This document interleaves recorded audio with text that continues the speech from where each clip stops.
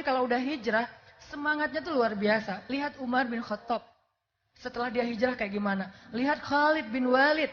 Setelah dia hijrah gimana? Mereka tuh baper banget fisabilillah. Dan akhirnya semakin mereka dekat sama Allah, galau mereka semakin jarang. Bukan nggak pernah ya, karena galau itu tetap ada. Karena kayak ujian dari setan lah ya, waswasah. Tapi udah jarang gitu. Karena galau mereka itu diganti dengan zikir. Ala bidzikrillah tatmainnul qulub. Ketika galau diingatkan dengan nama Allah, tenang. Ketika galau diingatkan kepada Allah, tenang lagi. Jadi orang kalau misalnya pengen hilangin galau nih, anak muda nih yang udah baru hijrah nih, Ustadz saya udah hijrah tapi masih galau. Galau apa? Galau masalah jodoh, galau masalah karir, galau masalah entertain. Ustadz kita kayak boring banget, kayak krik-krik banget, kayak bete banget, hidup flat, nggak ada naik turunnya. Gimana ya Ustadz? Coba obati kegalauan kita dengan satu hal aja. Ingat Allah. Masalahnya, saya udah ingat Allah Ustadz. Makin ingat Allah makin galau gitu. Nah berarti kita belum tahu nih tutorial ingat Allah. Karena ingat Allah juga ada tutorialnya. Gimana sih cara kita ingat Allah tapi bikin obat galau? Jadi begitu ala bidzikrillah tatmainnul qulub. Innamal mu'minun idza dzukirallah wajilat qulubuhum. Wa idza tuliyat alaihim ayatuhu zadatuhum imana. Wa idza tuliyat alaihim ayatur rahman kharru sujjadan wa bukiyya. Kalau diingatkan dengan nama Allah, hati mereka menjadi tenang. Kalau disebut nama Allah, hati mereka bergetar. Kalau dibacakan ayat Allah, iman mereka bertambah. Kalau dibacakan ayat-ayat Allah, mereka tersungkur, sujud, menangis karena Allah. Ini berarti dia udah tahu tutorial zikrullah, ingat Allah. Karena ingat Allah bukan cuma nyebut Allah, Allah, Allah, nggak cukup. Walaupun itu tetap baik. Karena nggak ada kata yang berpahala seperti kalimat Allah. Satu-satunya nama yang paling keren itu adalah Allah. Nama yang paling keren tuh. Kenapa? Nama Allah disingkat gimana aja, tetap maknanya sama. Allah itu terdiri dari berapa huruf? Alif, lam, ha. 4 huruf ya. Ini angka aman ya. Angka aman nih. Alif, lam, ha. Jadi saya ngomong 4 aja deh. Yang paling aman, netral. Di sini nggak ada politik soalnya. Alif, lam, ha. Oke, 4 huruf. Coba kita hapus 1 huruf. Alif, bacanya apa? Lillah. Artinya milik Allah. Masih Allah juga. Hapus lagi huruf kedua. Lahu. Artinya milik dia. Allah juga. Hapus lagi lam yang ketiga. Tinggal hu. Dia satu-satunya. Dalam bahasa Arab. Hapus lagi huruf dhammahnya, baris dhammahnya, tinggal ah. Ah itu artinya dia satu-satunya tempat kita berkeluh kesah. Jadi Allah nama paling keren. Mau digimanain juga tetap maknanya Allah. Agung. Makanya kita kalau pengen tutorial ingat Allah, benar sih nyebut ya Allah, ya Rabbi, ya Ilahi. Cuman gak cukup sekedar di lisan. Gimana caranya kata Allah itu masuk ke hati gitu. Kayak kita nonton drakor gitu kan, buat cewek-cewek mungkin kalau yang senang drakor. Kenapa sih kalau nonton drakor itu sampai kayak berlinang air mata, kan baper banget ya. Kasian banget sih dia diputusin, kasian banget sih dia tinggalin, kasian banget sih dia kayak apa, dihina, dibully. Kita tuh nonton film, sampai akhirnya baper. Cowok-cowok misalnya nonton bola. Begitu tim kesayangan dia kalah, itu tuh marah sampai banting segala macam, merokok kebalik, akhirnya yang diisap yang... Kenapa bisa kayak gitu? Gara-gara kita baper banget kan dengan sesuatu yang kita lihat. Kok kita lihat kebesaran Allah tuh gak baper? Lihat laut, biasa aja. Ngelihat langit, biasa aja. Padahal itu lebih dari 4D loh. Kita nonton 4D, kadang-kadang heboh sendiri. Kursinya belum goyang, kita udah gini-gini. Ngapain loh 4D? Kita nonton itu kayak menghayati banget. Tapi giliran kita nonton kebesaran Allah, kita tuh gak sampai ke hati. Nonton Hollywood coba. Kadang-kadang nonton film apa gitu, kita kayak benci banget sama antagonisnya kan. Dan kayak berpihak banget sama superhero-nya. Sampai kalau ketemu antagonisnya di jalan, kita lemparin batu, kita marahin. Lo jahat banget sih jadi orang di sinetron itu gua nonton, lo maki-maki ibu lo. Padahal itu cuman film, cuman drama. Tapi kita membawa itu sampai ke kenyataan. Anak kecil. Kalau yang cowok, Marvel. Kalau yang cewek, Disney. Saking mereka kayak baper banget dengan film-film ini, sampai pengen kayak wannabe gitu. Princess wannabe, superhero wannabe gitu kan. Princess wannabe-nya apa? Pengen jadi kayak Anna, pengen jadi Elsa, pengen jadi Rapunzel gitu kan ya. Berarti kan yang ditonton tuh sampai ke hati kan. Kalau yang cowok, pengen jadi Superman, Spiderman, apalagi yang apa Thanos sekarang yang lagi ngetren gitu kan. Kayak, kok nggak pengen jadi Ustadz Hanan sih? Bukan superhero. Artinya, berarti yang mereka tonton itu sampai ke hati. Nah, gimana caranya kita nonton kebesaran Allah? Inna fi khalqis samawat. Itu kan nonton kebesaran Allah tuh. Inna fi khalqis samawati wal ardi wa واختلاف الليل والنهار لآيات. Ada ayah. Apa arti ayah? Bukan ayah ya. Ayah itu bapak. Kalau ayah dalam bahasa Arab itu artinya banyak. Salah satu di antara makna ayah adalah bekas. Itu ayah. Ayatun artinya bekas. Selain tanda, ada bekas, ada petunjuk. Itu ayah. Nah, salah satu di antara makna ayah, selain tanda juga boleh bekas. Berarti maksud Allah di dalam ayat ini, kalau kita nonton tentang kebesaran Allah di langit, kita nonton kebesaran Allah di bumi, kita nonton kebesaran Allah di laut, harusnya jadi berbekas di hati kita. Itu baru orang yang ulul albab. Berbekas di hati kita. Bekasnya apa? Bekasnya kayak takjub gitu sama Allah. Bekasnya kayak respect gitu sama Allah. Bentuk respect kita, subhanallah. Itu bentuk respect kita kan? Gimana bentuk respectnya? Subhanallah, Masya Allah, la haula wa la quwata illa billah. Itu tuh bentuk respect kita. Sama kayak kita respect sama orang, kalau anak pantai itu biasanya suka gini. Hey bro, gitu kan ya. Hey dude, gitu kan. Jadi kayak ngasih kode, gua sama lo bro gitu. Terus kayak kalau respect anak-anak street, kayak gini kan. Kayak tadi kita respect dengan negeri kita yang kita cintai. Begitu lagu Indonesia Raya, kita taruh tangan kita di dada. Bahwa kita tuh cinta banget sama negeri ini.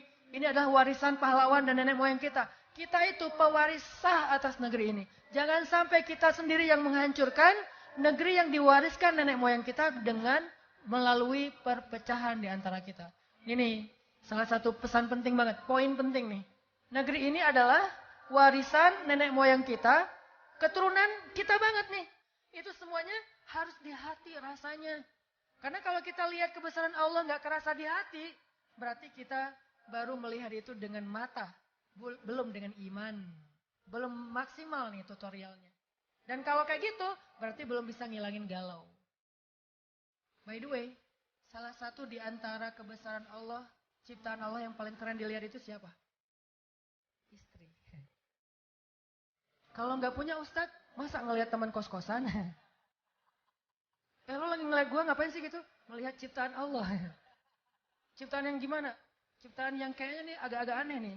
Kenapa bisa jadi gini? Padahal Allah kan mencipta dengan indah. Kenapa kamu kok gini? Gitu.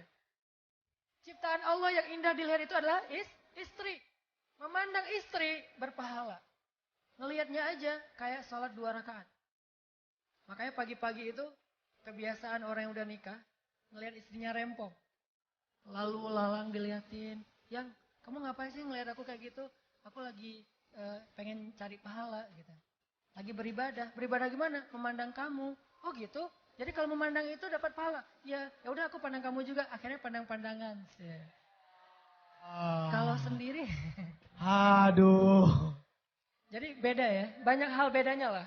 Sholat tahajud berdua sama sendiri itu beda. Tahajud dengan pasangan. Kayak Nabi dengan Aisyah. Nabi kan pernah ya sholat tahajud ya. Nggak ngebangunin Aisyah.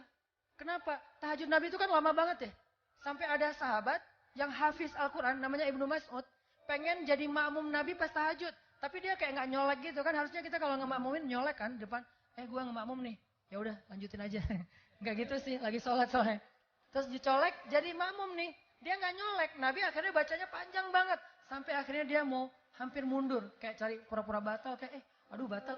Pergi aja gitu kan ya. Padahal itu hafiz loh, Ibnu Mas'ud. Saking panjangnya sholat Nabi. 1 rakaat 5 juz. Ada yang pernah sholat 1 rakaat 5 juz? Alhamdulillah sama. Saya pernah sekali doang tuh, yang di Mesir. 1 malam 10 juz. Saya lupa antara 10 sampai 15. Pokoknya paling sedikit 10 juz semalam. Itu juga nggak sengaja. Gara-gara ustadz saya, syekh saya, Hanan, ya ikut saya. Imamnya bagus, saya terawih. Ayo. Pas saya berdiri, alif lam mim. Oke, alif lam mim, saya hafal gitu kan. Nggak sengaja tiba-tiba udah tengah juz. Bentar, ini kok udah setengah juz ya. Terus saya kayak udah mulai berdiri sebelah kaki gitu. Udah freestyle gitu kan salatnya gitu. Kenapa jadi gini, kok berat banget ya. Terus udah 1 juz. Saya berpikir habis 1 juz, ruku dong. Jadi begitu udah 1 juz, saya udah siap-siap aja gitu. Udah gini-gini. Saya kulus sufaha. Saya langsung gini lagi. Tapi kayak nyesel banget, gua ngapain sih sholat di sini gitu kan. Udah gitu beres Al-Baqarah, lanjut Alif Lam Mim kedua, Ali Imran. Itu benar-benar kapok. Saya tuh udah kasih semua kode loh. Bersin udah, batuk udah. Masa saya harus pura-pura batal gitu. Gue batal loh ya. Pergi gitu kan. Kan gak mungkin ya, Allah Maha tahu. Nah, Rasul sholat tahajud gak ngebangunin Aisyah di sebelah. Waktu itu pas Nabi lagi ruku, Nabi lagi sujud, di tubuh Nabi itu kayak kedengaran ada suara tulang patah atau tulang kegesek gitu. Aisyah bangun. Astagfirullahaladzim, Nabi kenapa kok kayak ada suara tulang gitu di tubuh beliau. Kayak orang lagi patah tulang kan, trak gitu. Nabi sujud bunyi, Nabi ruku bunyi. Akhirnya Aisyah kasihan sama Nabi. Diusap-usap di sebelah Nabi gitu. Nabi lagi sholat diusap-usap. Begitu Nabi beres sholat, Nabi menghadap, Assalamualaikum. Ada Aisyah di sebelah. Itu tuh bedanya sholat berdua sama sendiri. Pernah sholat ditungguin pasangan? Sholat tahajud ditungguin pasangan. Dia duduk di sebelah. Kok duduk di sebelah gak ikut sholat Ustaz? Lagi dapat gilirannya, periodenya. Jadi nggak bisa sholat, lagi haid. Duduk di sebelah. Nggak bisa sholat juga dia kayak setia gitu dampingin sholat. Apa bedanya? Bedanya pas salam.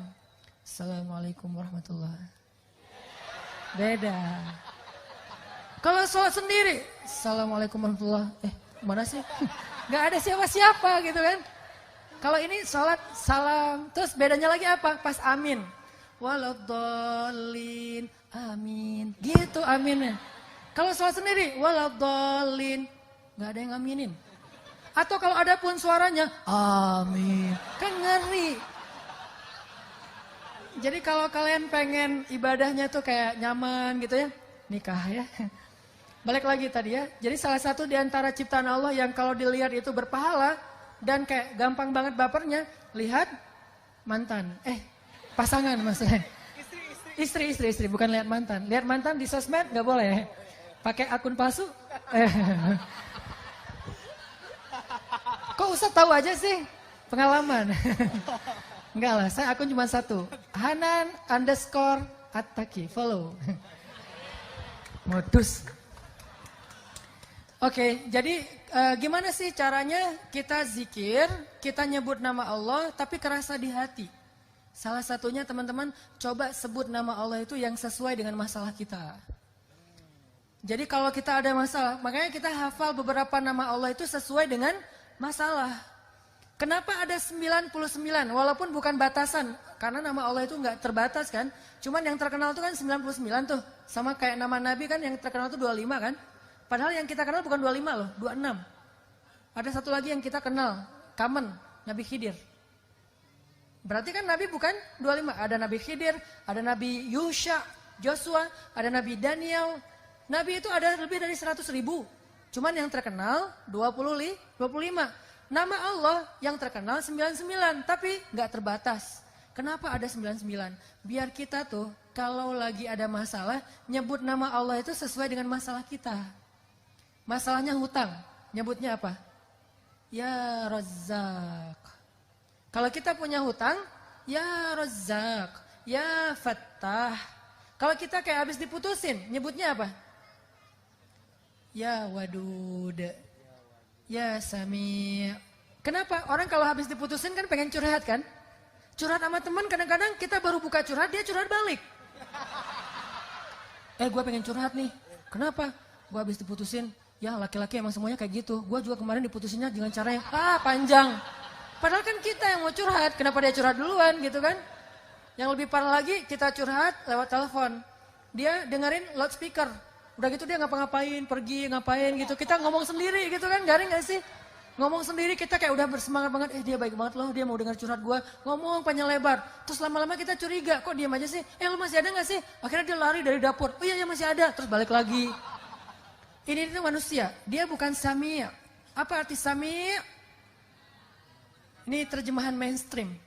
Saya tuh nggak suka mainstream, saya pengen yang sesuatu yang baru. Tajdid dalam pemahaman. Terjemahan sami' secara mainstream, maha mendengar. Apa sih maksud maha mendengar? Kalau menurut saya, sami' itu bukan hanya maha mendengar. Maha betah mendengar curhat. Itu sami'. Allah itu kalau dengar kita curhat, nggak pernah bosan. Allah itu kalau dengan curhat dari kita tuh nggak pernah dikasih limit. Kamu punya batas waktu 5 menit aja deh. Soalnya yang curhat kan banyak nih. Hamba-hamba semuanya bermasalah lagi pada galau nasional gitu. Ya udah kamu curhat 5 menit aja. Enggak, kita boleh curhat sepanjang malam. Begitu kita angkat tangan, Rabbi, Allah langsung mendatangi kita. Abdi, hal laka hajah, kamu butuh sesuatu hambaku? Hal min taib, kamu pengen taubat hambaku? Hal min mustaghfir, kamu pengen minta ampun hambaku? Pengen apa? Allah yang datangin kita. Allah turun dari langit dunia untuk dengan curhat kita di 1/3 malam terakhir. Allah yang datangin kita. Kalau teman kita kan kita yang datangin dia. Udah gitu kita harus bawa hadiah, kita harus traktirin dia makan, kita harus tambahin dia kuota. Ntar dia bilang, gara-gara curhat kamu tuh kuota gue habis, ya udah gue gantiin gitu kan. Kalau Allah nggak kayak gitu, dengerin curhat kita dan betah banget. Sehingga panggil Allah dengan nama yang sesuai masalah kita. Sehingga PR kita nih, challenge dari saya buat teman-teman, coba teman-teman baca terjemahan dari setiap nama di Asmaul Husna. Kan ada Asmaul Husna tuh, cari bukunya atau googling, kan ada terjemahannya. Coba pahami terjemahan itu. Salah satunya apa? Jabbar. Al-Jabbar. Al-Jabbar ini kan kalau dalam bahasa umum tuh yang maha memaksa. Yang maha perkasa, kuasa gitu. Memaksa sesuatu tuh sesuka dia. Itu Jabbar. Tapi Jabbar juga dalam makna yang lain. Yang maha mengobati sakit hati loh. Itu arti Jabbar. Makanya ke dalam doa ketika kita antara dua sujud. Kita baca apa? Rabbi firli warhamni wajibur. Wajiburni, apa arti wajiburni? Ya Allah paksain aku gitu, enggak kan? Kan wajiburni itu dari kata jabbar, artinya apa? Ya Allah sembuhkanlah sakit hatiku. Jadi kalau lagi sakit hati, baper, kayak nggak terima kenyataan gitu, apa sih alasannya dan seterusnya? Kenapa sih dia live? Kenapa sih dia pergi? Kenapa dia apa segala macam kayak misalnya nge-reject telepon kita? Cara ngobatin sakit hati, wajiburni ya jabbar, wajiburni ya jabbar. Jadi tergantung nada nih. Kalau ya Jabbar itu artinya yang maha perkasa dan memaksa. Tapi kalau ngomongnya ya Jabbar itu artinya yang menyembuhkan penyakit hati. Makanya coba baca deh. Asmaul Husna itu challenge anak muda ya. Coba baca nggak usah hafal. Baca aja dulu. Karena kalau disuruh hafal nanti berat. Baca aja. Pas ada masalah ngomong dengan nama itu. Wahai Zat yang maha mendengar. Saya lagi pengen curhat. Anak saya, suami saya, apa saya, kayak gitu-gitu kan ada masalah nih, masalah keluarga. Ngomong sama Allah, tapi panggil nama yang sesuai masalah kita. Itu akan kena banget. 1, tutorial, zikir yang bikin hati kita itu kerasa. Yang kedua, coba kalau kita pengen zikir yang berkesan itu, baca juga bacaan-bacaan doa sesuai dengan apa yang pernah diajarin Nabi itu. Nabi itu banyak banget ngajarin doa-doa yang keren. Misalnya doa galau. Doa kayak hampir kayak desperate gitu, kayak hampir putus asa. Bacanya apa? La haula wala quwata illa billah. Dan itu ajaib banget. Sampai ini tutorial yang ketiga ya. Kalau teman-teman pengen zikirnya berasa di hati, baca fadilah dari zikir itu. Apa fadilah? Keutamaan, benefit, kerennya zikir itu apa? Coba baca, misalnya nih, pas kita sholat ya. Siapa yang ketika sholat berjamaah mendengar imamnya mengatakan Sami Allahu liman hamidah. Apa artinya? Kita sering dengarkan itu kan? Sehari minimal 17 kali. Sami Allah liman hamidah. 3 kata. Allah maha mendengar kepada orang yang memujinya. Itu kata imam. Imam kayak ngingetin makmum. Puji Allah, Allah lagi dengerin nih. Gitu kan maksudnya. Sami Allahu liman hamidah. Kata imam. Kita langsung muji. Rabbana lakal hamdu. Hamdan kathiran. Tayyiban mubarakan fih. Begitu kita ngomong ini. Tahu gak apa yang terjadi? Malaikat itu akan rebutan pengen doain kita. Rebutan, gua duluan dong. Malaikat rebutan pengen nge-like caption kita. Malaikat tuh pengen nge-repost caption kita ke langit dengan kalimat apa? Ya Allah, sayangi hamba ini. Ya Allah, ampuni hamba ini. Sekarang giliran gua. Udah. Kayak rebutan orang berdoa di mana? Di Multazam Ka'bah. Kayak orang rebutan berdoa di mana? Di Raudhah Madinah. Kan itu rebutan tuh. Saya pernah tuh lagi doa di Raudhah Madinah. Lagi doa. Terus disenggol-senggol dari belakang. Ya Allah. Ya Allah. Jadi kayak doa itu kayak nggak bisa tenang gitu. Saking dorong-dorongan. Apalagi orang Indonesia. Kalau udah doa bersimpuh gitu kan. Duduk bersila. Ya Allah, kayaknya paling banyak masalah tuh orang Indonesia gitu. Karena doanya paling panjang gitu. Orang Arab kan doanya sambil jalan ya. Rabbana atina apa segala macam beres gitu. Tapi ada yang unik juga. Orang Indonesia datang di Raudhah. Saya liatin aja. Yang lain kan mulutnya komat kamit. Ada yang bersuara. Ini diam aja. Pas sudah keluar Raudhah, amin. Jadi apa maksud dia? Dia kayak ngaminin doa semua orang buat dia sendiri gitu. Ini doa cerdas nih. Dia kayak baru hijrah gitu kan. Baru hijrah terus gak baca doa. Gak tahu, gue baca apa sih? Yaudah deh. Amin. Samain aja deh sama yang lain ya Allah gitu. Jadi paket komplit gitu kan.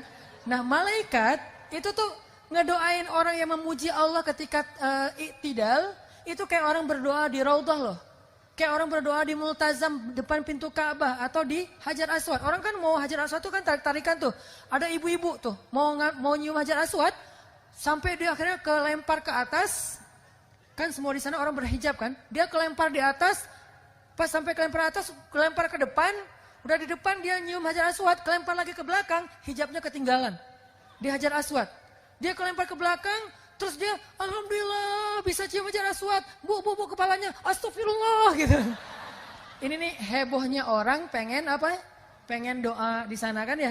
Nah ternyata malaikat itu juga ada kayak momen-momen kayak gituan. Bukan cuma manusia doang kayak gitu. Kita pernah kayak gitu di pas umroh dan haji. Malaikat juga pernah. Kapan? Salah satu momen malaikat rebutan berdoa itu adalah ketika Sami Allahu liman hamidah. Kita di belakang. Rabbana lakal hamd. Hamdan katsiran tayyiban mubarakan fi. Itu malaikat rebutan pengen doain kita. Udah dong, gua dong. Ada berapa malaikat? 70.000 malaikat. Kebayang gak tuh keutamaan doa itu tuh? Baru baca gitu doang. Makanya kalau kita tahu fadilah, keutamaan setiap zikir, setiap kalimat yang kita baca, itu kita bakal semangat banget loh, berasa loh di hati. Kayak tadi lagi sholat, bukan GR ya, karena emang Nabi yang ngomong gitu kan. Jadi pas saya bilang, Sami Allahu liman hamidah, saya sendiri juga baca, Rabbana lakal hamdu, hamdan katsiran tayyiban mubarakan fih. Bukan saya GR, jadi tapi kayak nggak mungkin juga malaikat bilang, ngapain sih lo kayak GR banget, kita nggak doain lo, gitu. Nggak mungkin, malaikat tuh rebutan, jadi kita kayak, alhamdulillah didoain malaikat, kayak pengen iktidal yang lama, kan 70.000 malaikat ngantri gimana tuh, bisa semalaman kan? Kalau seandainya saya mau tuh, seharusnya, Rabbana lakal hamdu, hamdan katsiran tayyiban mubarakan fi, udah aja diem. Cuman saya khawatir makmumnya yang curiga, jangan-jangan Ustadz meninggal berdiri nih, husnul khotimah gitu kan. Akhirnya digantiin dari belakang. Gitu. Jangan, itu sikut menyikut ya. Jangan ikutin cara kayak gitu. Tapi artinya itu keutamaan. Belum lagi nanti pas kita sujud. Pas begitu kita sujud, itu posisi kita paling dekat sama Allah loh. Paling dekat gimana? Allah tuh kayak duduk di sebelah kita. Walaupun gak ada perumpamaan untuk Allah ya. Karena Allah tidak seperti laisa kamitslihi syai'. Ini hanya analogi kedekatan nih. Bukan analogi Allah seperti apa. Analogi kurbah, dekatnya Allah. Itu kayak kalau kita sama temen tuh kayak lagi nempel kulit sama kulit. Lo ngomong apa, lo mau minta apa gitu. Kayak ayah sama anak, ibu sama anak. Anakku digendong, didekap gitu. Allah tuh lagi mendekap kita. Kapan? Pas kita sujud. Jadi begitu sujud kita tuh berasa lagi didekap Allah. Ngapain bangkit cepat-cepat? Kalau kita sholatnya sendiri. Kalau sholatnya berjamaah ya harus bangkit waktunya. Daripada nanti makmumnya curiga. Tiba-tiba ada yang lagi sujud lama, gak bangkit, ada yang gini. Apa sih imamnya? Jangan-jangan batal. Tiba-tiba ntar imamnya hilang, tinggal makmum gitu kan ya. Kenapa? Batal wudhu gitu. Akhirnya sujud yang lama. Kenapa? Karena Allah lagi dekat banget sama kita pas kita sujud. Sehingga kita baca, Rabbi, ilaika aslamtu, wa bika amantu, wa alaika tawakkaltu. Bukan wa alaika aftartu, wa bika apa. Itu mah doa iftar ya. Enggak. Ini artinya teman-teman 3 itu ya. 1, hafal Asmaul Husna. 2, hafal doa-doa yang diajarin Nabi, diajarin sahabat, diajarin ulama. Boleh nggak Ustaz doa kita bikin sendiri? Boleh. Selama itu baik. Kok boleh Ustaz? Berarti bid'ah dong? Enggak bid'ah. Emangnya di zaman Nabi itu ada doa tentang ujian nasional nggak? Terus kalau anak kita ujian nasional doanya gimana? Oh, nggak bisa doa dong Ustaz, kan nggak ada contohnya dari Nabi. Soalnya anak Nabi nggak ada yang ikut ujian nasional. Doa itu adalah ibadah mutlak secara fikih. Arti mutlak bebas selama dia baik. Beda dengan muqayyad. Kalau sholat itu muqayyad. Udah ada aturannya, how to-nya. Kalau doa mutlak bebas. Kita bisa berdoa nggak angkat tangan, freestyler gitu kan. Lu lagi ngapain? Lagi doa. Kok nggak angkat tangan? Gua free ride. Jadi kayak nggak ngangkat tangan gitu. Ya Allah, santai banget anaknya. Nabi pernah doa nggak angkat tangan? Pernah. Doa apa? Doa pas naik kendaraan. Karena Nabi baca doa itu pas lagi naik. Kebayang gak angkat tangan lagi naik kendaraan? Gimana tuh? Apalagi moge naik Harley. Sambil naik tuh, sambil baca doa kan gak mungkin ya. Sambil angkat tangan. Pasti Nabi pegangan setir gitu kan. Setir itu adalah tali kekang onta. Itu setirnya gitu. Jadi doa gak pakai angkat tangan boleh. Atau angkat tangan juga boleh. Gini. Ada yang angkat tangannya gini. Girly banget sih. Kan dia... Kenapa kok gitu? Aku kan feminim, cie. Jadi saya doanya tuh kayak girly banget gitu kan. Ada yang doanya standar gitu. Ya Allah. Ada yang kebuka, ada yang ketutup, tergantung gayanya masing-masing. Ada juga yang doanya tuh kayak berharap banget. Ada yang kayak gitu. Ada yang doanya tuh gini. Pernah nggak ngeliat? Nabi ketika malam perang Badar, doanya tuh gini. Itu namanya istighosah. Ada ayatnya? Ada. Il tastaghitsuna rabbakum fastajaba lakum. Di surat Al-Anfal. Ketika kalian beristighosah kepada Rabb kalian. Jadi istighosah itu ada dalilnya. Il tastaghitsun rabbakum. Ketika kalian beristighosah kepada Rabb kalian. Apa arti istighosah? Doa yang sangat panjang. Semalaman. Nabi berdoa dari habis Isya sampai subuh. Doa, apa yang diminta sama Nabi? Ya Allah, menangkan kami besok. Ya Allah, kalau kami besok semuanya terbunuh, nggak ada lagi orang yang akan menyebut namamu di muka bumi. Saking Nabi berharapnya, Nabi mengangkat tangannya setinggi mungkin sampai jatuh syalnya Nabi diangkat lagi sama Abu Bakar. Jadi kita bisa berdoa dengan cara itu. Bisa juga, ya terserah sih. Kalau doanya misalnya kayak, ya Allah besok saya mau ujian gitu ya. Ya Allah saya mau kerja. Kalau udah kayak gini, jodoh. Ya Allah. Nah, yang paling tinggi itu bab jodoh ya. Biar cepat diijabah gitu. Ya Allah besok saya mau menghadap calon mertua yang berkumis tebal. Dan dia kayak serem banget gitu. Ngomong sama Allah. Bisa angkat tangan. Yang ketiga caranya gimana? Doa. Dengan nelunjuk. Nelunjuk ini bukan ya Allah harus loh ya. Bukan. Orang Arab kalau angkat tangan dengan nelunjuk. Ini maksudnya apa? Iya karena abudu wa iya karena selain engkau satu-satunya ya Allah.